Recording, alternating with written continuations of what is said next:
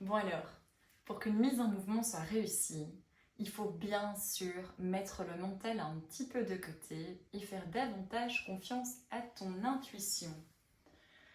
Je t'invite à voir ton intuition comme un guide qui d'ailleurs se trompe que très peu. Si ça, c'est pas cool. Alors, on a tous et toutes en nous cette petite part qui ne demande qu'à être utilisée. Mais, je dis bien mais, chez certains et chez certaines, elle est un petit peu timide et elle va aller se cacher sous toutes tes peurs, tes exigences du mental, qui lui, qu'est-ce qu'il va faire? Il va aller occulter tes rêves. Est-ce que ça te parle? C'est un petit peu triste, non? Je te rassure, c'est possible d'inverser la tendance. Comment? En allant rééduquer ton cerveau. Oui. Alors, j'ai une requête pour toi aujourd'hui. Ose aller un petit peu plus souvent à la rencontre de tes rêves. On a tous et toutes besoin de rêver et ton intuition, elle peut t'y guider. Alors, crois dès à présent en la profondeur de tes rêves et octroie-toi des moments de rêverie. Rêver, c'est un besoin relationnel fondamental.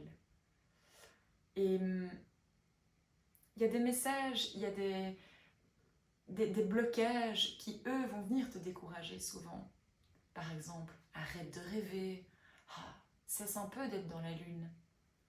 Mais honnêtement, en prenant des moments pour toi avec toi-même uniquement, tu verras que c'est ton intuition qui, elle, se manifestera bien plus souvent aussi.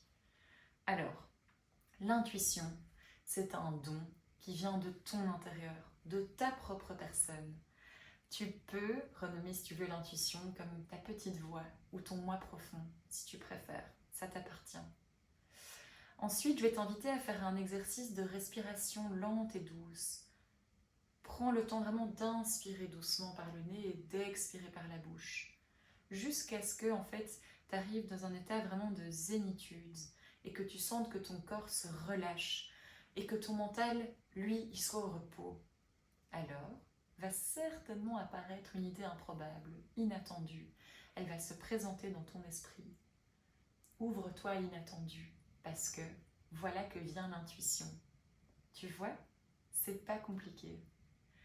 Alors oui, il peut t'arriver de te retrouver face à une situation stressante, de conflit intérieur, d'un souvenir, des mémoires ou des valeurs anciennes. Ça va se réveiller, c'est possible.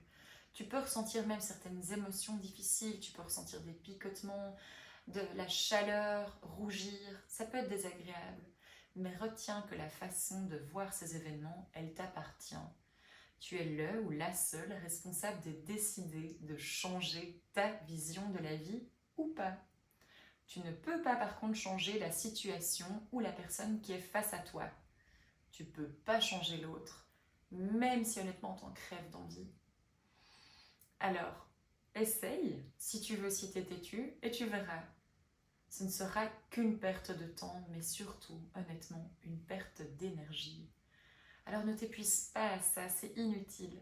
Par contre, ta réaction par rapport à l'événement, ça, tu peux bien sûr la changer.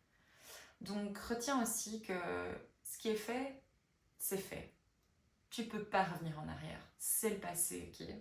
Donc c'est inutile de t'apitoyer sur ton sort. Par contre, on arrête la victime.